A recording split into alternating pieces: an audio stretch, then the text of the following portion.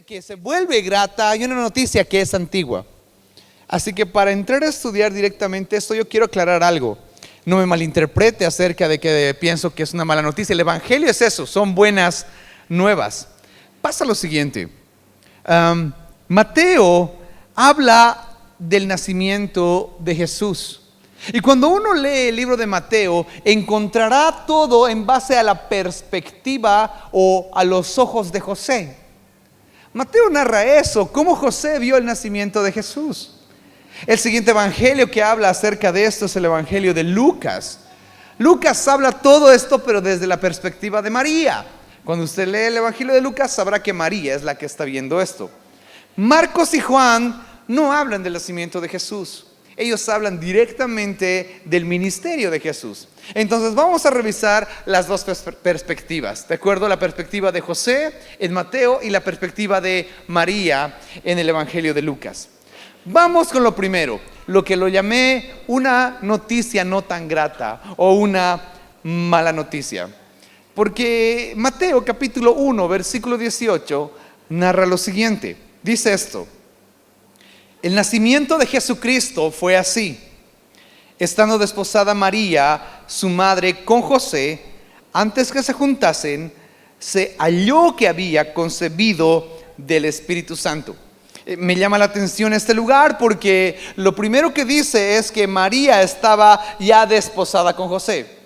En el tiempo antiguo, el desposorio o el matrimonio llevaba tres facetas, llevaba tres niveles. El primer nivel era un compromiso que había entre los padres o un acuerdo entre padres, en el que si te caía bien el vecino o veías que el vecino podía ser una familia con la cual tú podías llevar adelante una excelente relación, podían llegar a un acuerdo de poder casar sus hijos y así ser una familia y los bienes compartirlos entre familias. Posiblemente ha pasado esto porque la primera etapa era eso, era un compromiso con los padres. La segunda etapa era lo que se llamaba el desposorio, que era un compromiso adquirido a partir de los 15 años. Ojo, no estoy diciendo que a los 15 años ya una persona debería saber con quién casarse. No. Más bien, esperen un poquito más, por favor. Lo que estoy diciendo es que a los 15 años ellos ya pasaban de un nivel de educación en el que en el Sanedrín los despachaban para hacer su vida o los llevaban a seguir a un maestro. Si usted ha estudiado la manera como se estudiaba en el Sanedrín, se dará cuenta que a los 15 años era crucial para saber realmente si esta persona podía ser considerada discípula de un rabino o discípulo de un rabino. Ahora, eso es lo que pasaba a los 15 años. Si no sucedía esto, pues su destino era casarse. Ellos ya estaban desposados. Era un compromiso entre los dos, aunque no vivían juntos. Ya era un compromiso. Y el tercer nivel básicamente era el matrimonio. Cuando ya los dos se unían, iban a vivir juntos a cierto lugar. Entonces, aquí vemos a una muchacha, una muy jovencita, posiblemente un poco mayor de 15 años, que aparece embarazada. No está casada, está desposada, comprometida con José. Y aquí les vengo a plantear por qué es una noticia no muy grata, porque esta mujer, por más que está desposada, aparece embarazada. Y en cualquier nivel de la sociedad eso era bastante complejo. Y lo interesante de la Biblia es que dice que concibió del Espíritu Santo. Ahora recuerde, estoy hablando desde la perspectiva de José.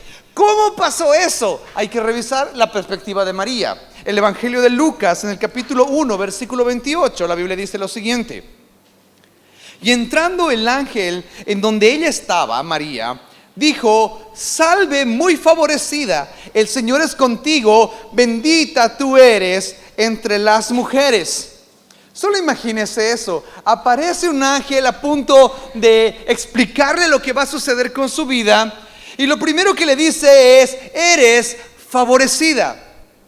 Primer punto para esta noche. Creo que esas mismas palabras son las palabras que nosotros podemos recibir. Porque la palabra favorecida viene de una palabra en griego que es la palabra harito. Digo conmigo, harito. Haritó significa otorgar gracia, investir de honor especial, hacer acepto, muy favorecida. Esta palabra haritó solo aparece 2 veces en la Biblia. La primera es esta, donde a la mujer le dice: eres haritó, eres más que dichosa, eres sumamente bendita, favorecida. Y la segunda es en Efesios capítulo 1 versículo 6, donde la Biblia dice: para alabanza de la gloria de su gracia, por lo cual nos hizo haritó en el amado. La esencia de la bendición de María ahora la tenemos nosotros. Nosotros también somos más que favorecidos. Entonces, si tiene alguien al lado, dígale: tú eres más que favorecido. Lo segundo que le dice el ángel a María es: el Señor es contigo. Y oh sorpresa, porque si revisamos la Biblia, también tenemos esa promesa de parte de Dios. Mateo capítulo 28 versículo 20, enseñándoles que guarden todas las cosas que os he mandado, y aquí yo estoy con vosotros todos los días hasta el fin del mundo. Y el último es: bendito eres entre todas las mujeres. Y es lo mismo que nos dice a nosotros, porque nosotros somos benditos. Efesios 1:3 dice lo siguiente: bendito sea el Dios y Padre de nuestro Señor Jesucristo, que nos bendijo con toda bendición espiritual.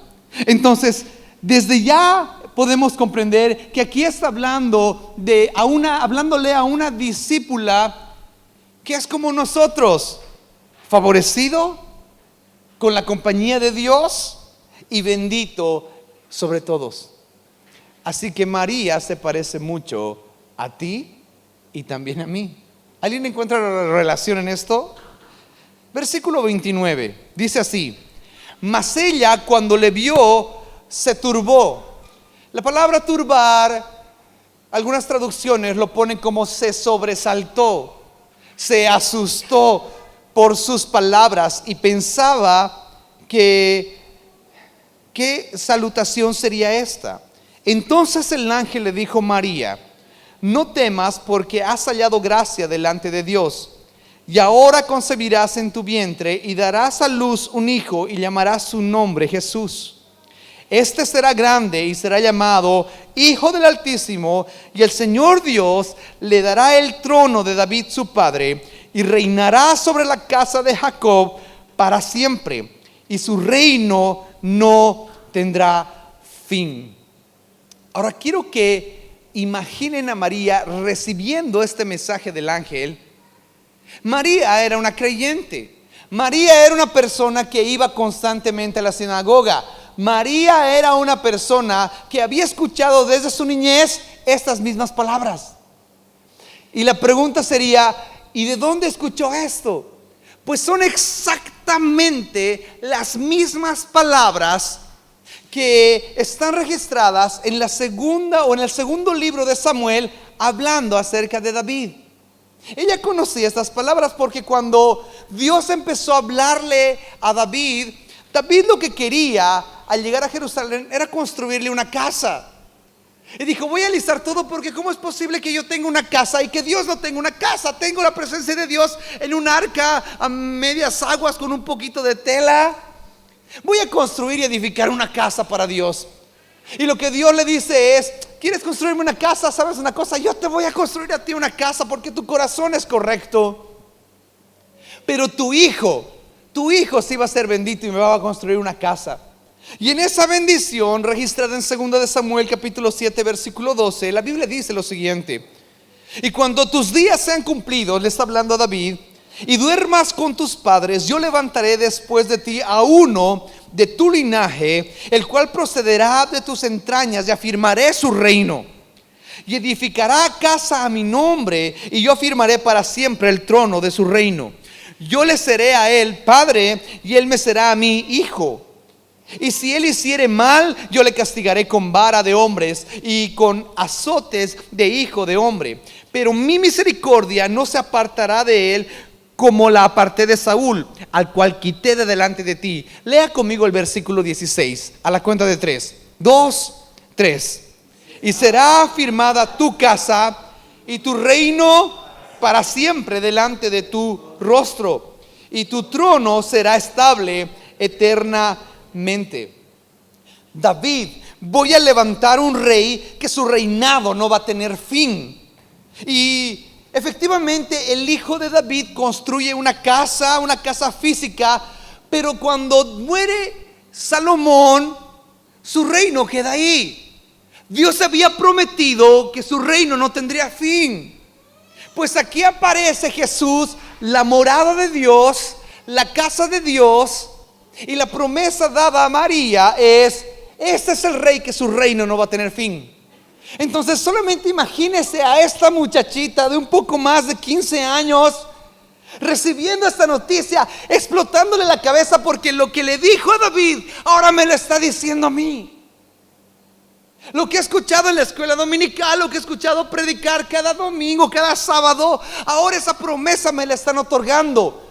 De tu vientre va a salir uno que su reino no va a tener fin. Tiene que ser del linaje de David. Ahora, recuerda lo que hablamos la semana pasada, el esfuerzo de Mateo por mostrar a Jesús como rey. María entiende esto, pero al comprenderlo, lo que hace María es llevarlo a un trasfondo totalmente físico. Porque mire lo que dice el versículo 34. Entonces María dijo al ángel: ¿cómo será esto? Pues no conozco varón. Respondiendo el ángel le dijo: el Espíritu Santo vendrá sobre ti, y el poder del Altísimo te cubrirá con su sombra, por lo cual también el santo ser que nacerá será llamado Hijo de Dios. Cuando la Biblia habla acerca de cubrir con su sombra, en la mayoría de las circunstancias o situaciones o menciones, siempre habla de cubrir con una nube. Lo que acá está diciendo es eso: la nube del Señor estará sobre él, le dará sombra. Un ejemplo de esto está en Marcos capítulo 9 versículo 7, donde dice esto: entonces vino una nube que le hizo sombra, y desde la nube una voz que decía: este es mi hijo amado, a él oíd. Ahora, no es la primera vez que la presencia de Dios se manifiesta como una nube. Si usted revisa Primera de Reyes capítulo 8 versículo 10, encontrará este pasaje que dice que cuando los sacerdotes salieron del santuario, la nube llenó la casa de Jehová, y los sacerdotes no pudieron permanecer para ministrar por causa de la nube, porque la gloria de Jehová había llenado la casa de Jehová. Lo que aquí está diciendo es que la presencia misma de Dios va a estar sobre ella y sobre él, y el Espíritu Santo vendrá sobre ella para poder impartir algo del reino de Dios que cambie su generación. Paréntesis: solo existe una manera de gestar algo de Dios, de lo eterno aquí a la tierra. Para eso se necesita el Espíritu Santo. Entonces, si el Señor va a gestar algo en nosotros que transforme esta tierra, siempre lo va a hacer por medio de su Espíritu Santo. Entonces necesitamos de su Espíritu Santo para que empiece a gestarse cosas en medio de nosotros, en medio de la iglesia, en medio de la nación, para que la nación sea impactada. El que me está entendiendo diga: te estoy entendiendo. Hasta ese momento es impresionante, porque ella recibe una de las primeras revelaciones de la relación que uno tiene que tener con el Espíritu Santo para cambiar su vida. María está feliz, María está contenta, y lo está registrando el Evangelio de Lucas. Pero ¿qué tal si vemos la noticia a los ojos de José? Lo que les dije, Mateo muestra el nacimiento a través de los ojos de José, Lucas a través de los ojos de María. ¿Y qué pasa con José? Bueno, José está recibiendo esto, pero para José es una mala noticia. Hey, la que se va a casar conmigo está embarazada. Es un conflicto, es un problema. Porque sencillamente, primero, ¿qué va a decir la gente? ¿Qué va a decir la gente? Porque no estuvimos juntos, y lo primero que van a pensar es que es mío. Y es más, aquel que piense que no es mío va a pensar que ella ya estuvo con otro hombre. Es un problema. El embarazo de esta pequeña mujer no es una noticia que él la abraza con mucha alegría. No es una noticia que él abraza haciendo fiesta. Él está en un conflicto. Y es más, volvamos a Mateo capítulo 1. Leí solo el versículo 18. Perdón, voy solo en un versículo. Vamos al siguiente, el 19. Dice el 19 esto: José su marido, como era justo y no quería infamarla, quiso dejarla secretamente. Me encanta la palabra justo, porque la palabra justo es la palabra dikaios. Esta palabra significa recto. José era recto, era equitativo, de carácter o de acto. Por implicación era un hombre inocente, era santo absolutamente y relativamente, brotaba justicia. Entonces lo que él menos quería era infamarla. Y lo que intenta hacer es cerrar su acuerdo de matrimonio de manera secreta. La Nueva Traducción Viviente es mucho más precisa al respecto, porque Mateo 1:19 en la Nueva Traducción dice esto: José, su prometido, era un hombre bueno y no quiso avergonzarla en público. Por lo tanto, decidió romper el compromiso en privado. Como él era justo, él sabía lo que iba a suceder con María, porque la ley decía, o la ley dice, que si una mujer cae en adulterio o en fornicación, tenían que tomar al hombre y a la mujer, sacarlos a la calle y apedrearlos. Entonces, el siguiente paso de su justicia era entregarla, y María tenía que morir. O el siguiente paso era inventarse que habían pecado y los dos morir apedreados. Y porque él no quería que María pase por eso, entonces dijo: ¿y si me escapo? Porque si me escapo, ella ya dejará de ser culpable y ahí tal vez le va mejor y podemos tener un chance de vida.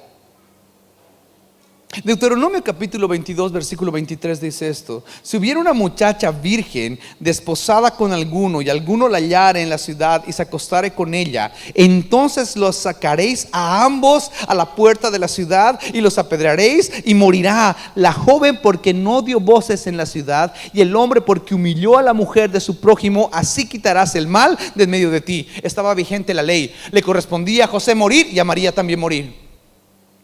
¿Te das cuenta por qué no era una noticia muy buena? No era una buena noticia.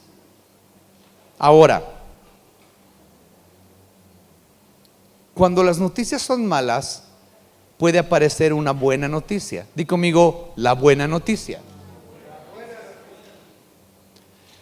Porque si el versículo 18 y el versículo 19 y todo el contexto de Lucas en el capítulo 1 habla acerca de una mala noticia, en el versículo 20 de Mateo, la noticia mala se convierte en buena.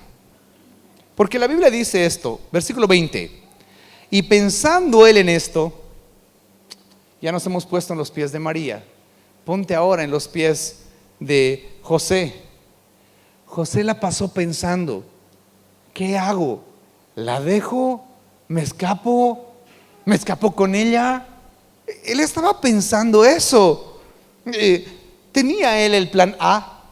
El plan A es: bueno, María debe morir porque no es mi culpa, yo no la embaracé, María tiene que morir. El plan B es dejarla en secreto. ¿Qué hago? Mientras él pensaba esto en su plan A o en su plan B, Dios le lanza un plan C. Y pensándole en esto, he aquí un ángel del Señor le apareció en sueños y le dijo: José, hijo de David, no temas recibir a María tu mujer, porque lo que en ella es engendrado del Espíritu Santo es. Y dará a luz un hijo y llamará su nombre Jesús, porque él salvará a su pueblo de sus pecados. Plan A: María muere. Plan B: yo me escapo, María puede vivir. Plan C: acéptala. Plan C: acéptala y recíbela y protégela. Y amo esto. Yo les dije, y lo vuelvo a repetir, Mateo es el nacimiento de Jesús a través de los ojos de José. Lucas es el nacimiento de Jesús a través de los ojos de María. Y a María un ángel le dice: no temas. Lucas capítulo 1 versículo 30. Entonces el ángel le dijo a María: no temas. Y también un ángel le dice a José en Mateo capítulo 1 versículo 20: hey, hijo de David, no temas, recibe a María tu mujer. Yo no sé para quién es esta palabra que voy a decir, pero realmente si estás pasando algo, no temas. Si tenemos solamente plan A y plan B, el plan C de Dios para nosotros es: no temas, yo estoy contigo. No sé cuántos planes tendrás, A, B, C, D, E, pero saben una cosa: el plan que realmente es eficiente es el plan de Dios.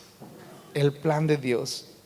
Cuando yo leo este pasaje, volviendo al tema, me puedo dar cuenta que al parecer María no intentó explicar nada. Porque él no entiende. En Mateo uno se da cuenta que José no está comprendiendo el asunto. Piensa su plan A, su plan B. Ella ya le dijo: estoy embarazada. Y ella no le explicó absolutamente nada. Por lo visto no lo explicó porque él se está enterando en este momento. Es que también la explicación era muy difícil. Solo piensa esto: José, estoy embarazada. ¿Estás embarazada? ¿Y de quién? Pues del Espíritu Santo. O sea, ¿quién se la puede creer? ¿Quién se la puede creer? Así como que es en serio. O sea, a mí me parece chistoso, no sé ustedes. A mí me parece muy chistoso. Entonces, como las mujeres son más inteligentes que los hombres, era la oportunidad de decir amén. Se la perdieron, hermanitas. Ella le dice: estoy embarazada. ¿De quién? No te voy a decir, que se te revele. Está peor. Y viene la revelación de Dios y le dice: es del Espíritu. Y lo vuelvo a alzar porque el Espíritu está poniendo que lo diga. Tenemos planes A y B, pero a veces el plan C de Dios es el plan que quiere para nosotros. Tenemos planes, pero el plan de Dios es el que se tiene que aplicar. ¿Algún amén? Versículo 21. Y dará a luz un hijo y llamará su nombre Jesús, porque él salvará a su pueblo de sus pecados. Todo esto aconteció para que se cumpliese lo dicho por el Señor por medio del profeta, cuando dijo: he aquí, una virgen concebirá y dará a luz un hijo y llamará su nombre Emmanuel, que traducido es Dios con nosotros. Y despertando José del sueño, hizo como el ángel del Señor le había mandado y recibió a su mujer, pero no la conoció hasta que dio a luz a su hijo primogénito y le puso por nombre Jesús. Es interesante porque le pone un nombre con mucho significado. El nombre Jesús significa Jehová salva. Eso es lo que salía de sus labios cada vez que lo llamaba por su nombre. Jesús, vamos a comer. Era: Jehová salva, vamos a comer algo. Eso es lo que le estaba diciendo. Ahora, eso se lo dijo a José, Mateo. ¿Qué le dijo a María? Lucas capítulo 2 versículo 10. Pero el ángel le dijo: no temas, porque he aquí os doy nuevas de gran gozo, que será para todo el pueblo, que os ha nacido hoy en la ciudad de David un Salvador, que es Cristo el Señor. Es exactamente el mismo nombre. Lo llamarás Jehová salva. Están haciendo un Salvador. Es lo que verdaderamente necesitamos, hermanos. Miren, Dios no nos mandó un experto en finanzas, porque no necesitamos un experto en finanzas, necesitamos un Salvador. Dios no le mandó a un gran médico, porque no necesitamos un médico, necesitamos un Salvador. Dios no mandó a alguien que tenga dones extraños, nos mandó uno específico, un Salvador, porque el mal más grande que tenemos como humanos no es la economía, no es nuestra salud, es el pecado.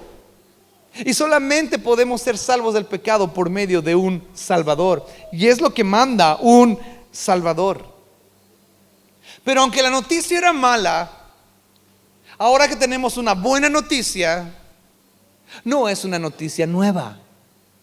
Esta es una noticia antigua. ¿Me andan siguiendo? Era una noticia vieja.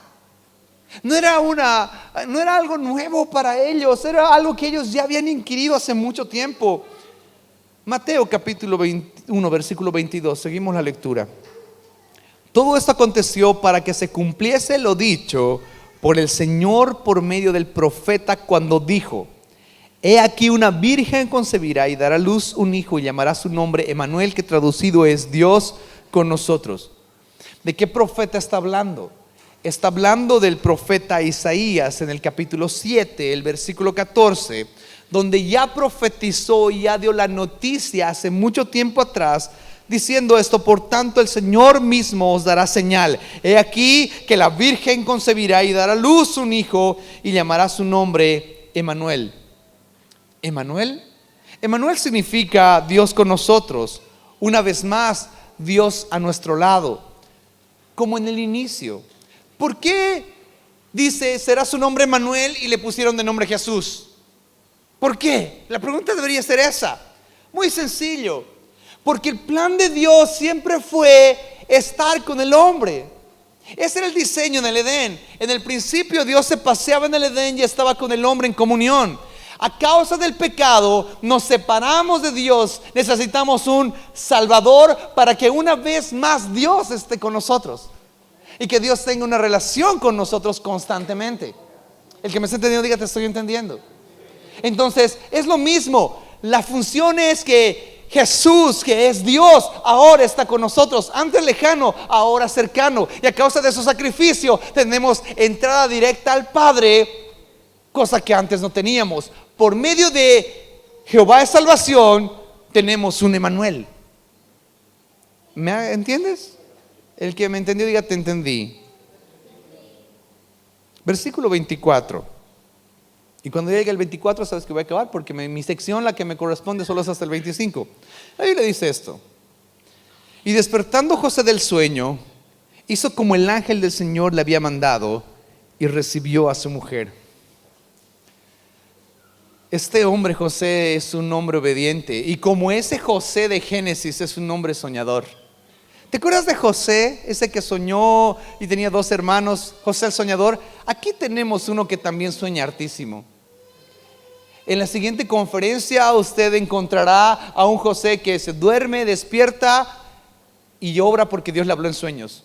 Y pasa un tiempo después y Dios le vuelve a hablar en sueños. Es un hombre que sueña. Y saben una cosa, es un hombre obediente. Porque es un hombre que recibe el sueño y no la piensa 2 veces y dice: a ver, ¿qué sucederá? Tal vez, a lo mejor depende cómo me hable María, o depende cuán grande esté su panza, o veremos cómo avanza el embarazo y vamos a ver si la acepto o no.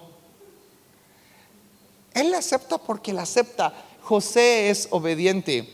Sé como José, obediente. El que vio el meme viejo se acordó de eso. Y el versículo 25 dice esto: pero no la conoció hasta que dio a luz a su hijo primogénito y le puso por nombre Jesús. Para aquellos que dudaban de cierta manera que Jesús tuvo hermanos, aquí está el versículo: Jesús sí tuvo hermanos. Por eso dice aquí a su hijo primogénito. Unigénito es único hijo. Primogénito es el primero de sus hijos. Y efectivamente Jesús tuvo hermanos. Es más, Mateo lo pone así: fue el primero de muchos. Si usted revisa un poco panorama bíblico, encontrará que, por ejemplo, Judas, aquel que escribió la carta de Judas cerca de Apocalipsis, Judas era su hermano. Por ejemplo, ¿qué pasa también con Santiago? Santiago no era el nombre de su hermano. El nombre del hermano de Jesús era Jacobo, y él escribió Santiago. ¿Pero por qué se llama Santiago? Bueno, paréntesis para explicar eso. Se llama Santiago porque es una transliteración hecha en la King James, en la que ponían San a todos los que escribían. Por ejemplo, aquí está el evangelio de San Mateo, el evangelio de San Lucas. Cuando hablan de Pablo, hablaban de San Pablo. Y aquí hay un Santiago, pero es una transliteración de San Jacob. Entonces el nombre es Jacobo. Jacobo era el hermano de Jesús. pero en la transliteración al castellano se terminó llamando Santiago. Cierro el paréntesis. Jesús tuvo hermanos. En el espacio en el que María queda embarazada, José reconoce a María como su esposa, adopta a Jesús como hijo suyo y se vuelve su hijo primogénito. Hubo muchos que reconocieron al Señor desde antes de nacer. Y creo que eso es muy importante. Porque el asunto no es ver, el asunto es reconocer. A veces queremos ver a Jesús para reconocerlo. Es mejor reconocerlo sin ver. Es mejor creer para poder contemplar. Y cuando uno revisa la palabra siguiente, ya pasé. Gracias. Hay gente que reconoce al Mesías. Hay gente que reconoce a Jesús. Por ejemplo, Lucas capítulo 1, versículo 39, dice lo siguiente. En aquellos días, levantándose María, estamos hablando del pasaje que habla acerca del embarazo de María. En aquellos días, levantándose María, fue deprisa a la montaña, a una ciudad de Judá, y entró en la casa de Zacarías y saludó a Elizabeth. Esta era su prima. Y aconteció que cuando oyó Elizabeth la salutación de María, la criatura saltó en su vientre, y Elizabeth fue llena del Espíritu Santo. Y exclamó a gran voz y dijo: bendita tú eres entre las mujeres, y bendito el fruto de tu vientre. ¿Por qué se me concede esto a mí, que la madre de mi Señor venga a mí? Aquí vemos a una Elizabeth reconociendo a Jesús como su Señor. Y ni siquiera había nacido, y ya lo reconoció como su Señor. Ni siquiera lo vio, simplemente ella llegó a la casa y dijo: eres la madre de mi Señor. María reconocía a Jesús como lo que era, su Salvador. Mire lo que dice un poco más adelante en el versículo 43. Entonces María dijo: engrandece mi alma al Señor, y mi espíritu se regocija en Dios mi Salvador. Cuando Jesús nace, la Biblia dice que lo presentan. Y cuando presentan a Jesús ocurrió lo siguiente. Lucas capítulo 2, versículo 21. Cumplidos los 8 días para circuncidar al niño, le pusieron por nombre Jesús, el cual le había sido puesto por ángel antes que fuera concebido. Y cuando se cumplieron los días de la purificación de ellos, conforme a la ley de Moisés, le trajeron a Jerusalén para presentarle al Señor. Como está escrito en la ley del Señor: todo varón que abriese la matriz será llamado santo ante el Señor. Y para ofrecer conforme a lo que dice la ley del Señor, un par de tórtolas y 2 palominos. Y he aquí había en Jerusalén un hombre llamado Simeón. ¿Qué se llamaba? Y este hombre justo y piadoso esperaba la consolación de Israel, y el Espíritu Santo estaba sobre él. Y le había sido revelado por el Espíritu Santo que no vería la muerte antes que viese al ungido del Señor. Y movido por el Espíritu, vino al templo. Y cuando los padres del niño lo trajeron al templo para hacer por él conforme al rito de la ley, él le tomó en sus brazos y bendijo a Dios diciendo: ahora, Señor, despides a tu siervo en paz conforme a tu palabra, porque han visto mis ojos tu salvación, la cual has preparado en presencia de todos los pueblos, luz para revelación a los gentiles y gloria de tu pueblo Israel. Simeón tenía una palabra de Dios. Simeón: no vas a morir hasta el día que veas al Mesías. Y cuando el Espíritu Santo lo lleva al templo, ve al niño, lo reconoce como el Mesías y dice: Señor, listo, ya me puedo ir, porque mis ojos han visto aquel que va a traer luz a los gentiles y gloria a tu pueblo Israel. Este hombre sí estaba adelantado a su tiempo. el Espíritu Santo estaba sobre él. ¿Saben, hermanos? Al ver este pasaje entiendo y comprendo que necesitamos reconocer a Jesús a ese nivel. ¿Qué hizo hasta este momento Jesús? ¿A cuánta gente sanó? A ninguno. ¿A cuántos muertos resucitó? A ninguno. ¿Cuántos discípulos ya tenía? Pues ninguno. ¿Cuántas buenas enseñanzas y buenas prédicas dio? Yo le digo, hasta aquí ni siquiera sabía hablar. Pero aunque no hizo nada de ese tipo de cosas, Él es Señor, Él es Salvador, Él es Rey. Para aquellos que reconocen quién es Él, Él se les revela. Para aquellos que reconocen, aunque no hizo nada, Él se les revela. Yo no sé si alguno de nosotros estará esperando un gran milagro. Viene a la iglesia, a la congregación en busca de una respuesta a su oración. Pero creo que más importante que lo que Él va a hacer en un futuro y la revelación que vamos a tener en un futuro es reconocer quién es Él. El principio para el entendimiento de su revelación es comprender quién es Cristo. Necesitamos reconocerlo, no por lo que hace, sino por lo que realmente Él es. Él es el Rey, es el Mesías, Él es el Salvador. Quiero terminar con esto mientras, por cierto, prepare música ambiental para no quedar en bache.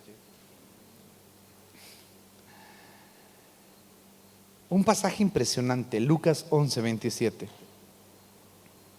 Mientras él decía estas cosas, una mujer de entre la multitud levantó la voz y le dijo: bienaventurado el vientre que te trajo y los senos que mamaste.